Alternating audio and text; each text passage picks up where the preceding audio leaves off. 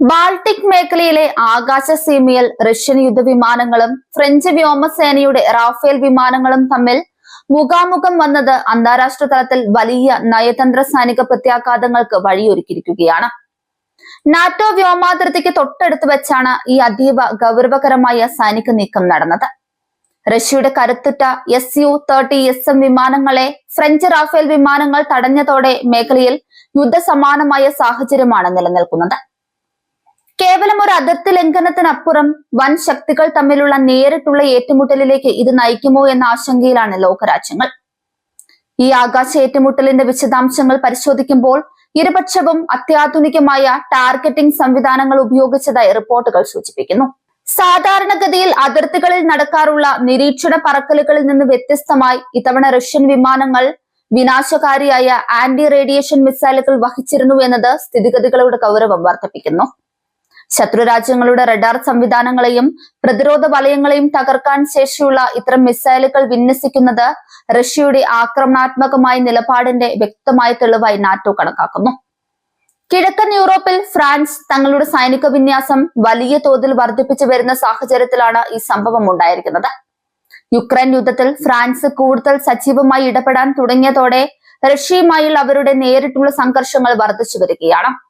Baltic രാജ്യങ്ങളുടെ സുരക്ഷ ഉറപ്പാക്കാൻ നാറ്റോ ഏർപ്പെടുത്തിയ പ്രത്യേക സുരക്ഷാ ദൗത്യത്തിന്റെ ഭാഗമായാണ് ഫ്രഞ്ച് റാഫേൽ വിമാനങ്ങൾ ഈ മേഖലയിൽ റോന്തു ചുറ്റുന്നത്.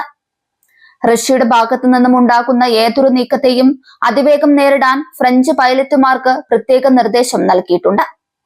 റഷ്യയെ സംബന്ധിച്ചിടത്തോളം ബാൾട്ടിക് മേഖല തങ്ങളുടെ തന്ത്രപ്രധാനമായ സ്വാധീന കേന്ദ്രമാണ്. നാറ്റോ വിമാനങ്ങൾ തങ്ങളുടെ അതിർത്തിക്കടുത്ത് വരുന്നത് തടയാൻ അവർ സദാ സജ്ജമാണ്. Su-13SM പോലുള്ള ഇരട്ട എഞ്ചിൻ യുദ്ധവിമാനങ്ങൾ ഉപയോഗിച്ച് നാറ്റോയുടെ കരുത്ത് പരീക്ഷിക്കാനാണ് റഷ്യ ശ്രമിക്കുന്നത്. റഷ്യൻ പൈലറ്റുമാരുടെ പ്രകോപനപരമായ പറക്കലുകളും നാറ്റോ വിമാനങ്ങളുടെ പ്രതിരോധവും പലപ്പോഴും ആകാശത്ത് അപകടകരമായ സാഹചര്യങ്ങൾ ഉണ്ടാക്കുന്നു. കലിനിൻഗ്രാഡ് പോലുള്ള മേഖലകളിൽ റഷ്യൻ സൈനിക സാന്നിധ്യം ശക്തമായതിനാൽ ചെറിയൊരു പിഴവ് പോലും വലിയൊരു യുദ്ധത്തിന് തിരികൊളുത്തിയേക്കാം. ഈ സംഭവത്തിന് ശേഷം ബാൾട്ടിക് മേഖലയിലുടനീളം നാറ്റോ സേന അതീവ ജാഗ്രതയിലാണ്.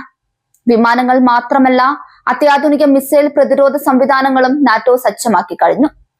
റഷ്യൻ ആക്രമണം ഉണ്ടായാൽ നിമിഷങ്ങൾക്കുള്ളിൽ തിരിച്ചടിക്കാനുള്ള തയ്യാറെടുപ്പിലാണ് ഫ്രാൻസും മറ്റ് സഖ്യകക്ഷികളും.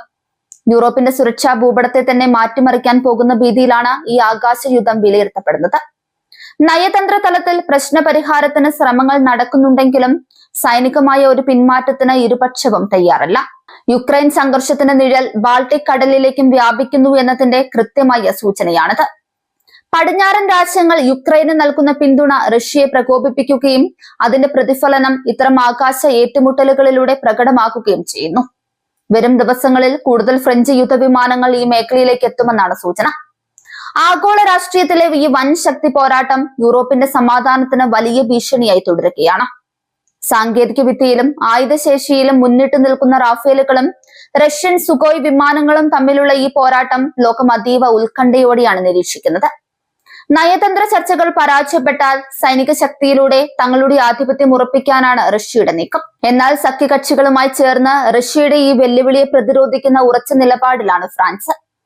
ബാൾട്ടിക് കടലിന് മുകളിൽ മുഴങ്ങുന്ന യുദ്ധവിമാനങ്ങളുടെ ശബ്ദം വരാനിരിക്കുന്ന വലിയൊരു കൊടുങ്കാറ്റിന്റെ മുന്നോടിയാണോ എന്ന് കാലം തെളിയിക്കും. പ്രാദേശികമായി ഇത്തരം ഏറ്റുമുട്ടലുകൾ ഒരു ആഗോള യുദ്ധത്തിലേക്ക് പരിണമിക്കാനുള്ള സാധ്യതകൾ ലോകം ഗൗരവത്തോടെ കാണേണ്ടതുണ്ട്.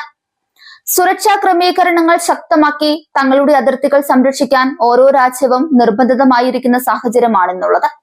കൂടുതൽ വിവരങ്ങൾ പുറത്തു വന്നതോടെ മാത്രമേ ഈ സംഭവത്തിന്റെ യഥാർത്ഥ ആഘാതം എത്രത്തോളം ഉണ്ടെന്ന് വ്യക്തമാവുകയുള്ളൂ. നിലവിൽ ബാൾട്ടിക് ആകാശം സംഘർഷഭരിതമായി തന്നെ തുടരുന്നു.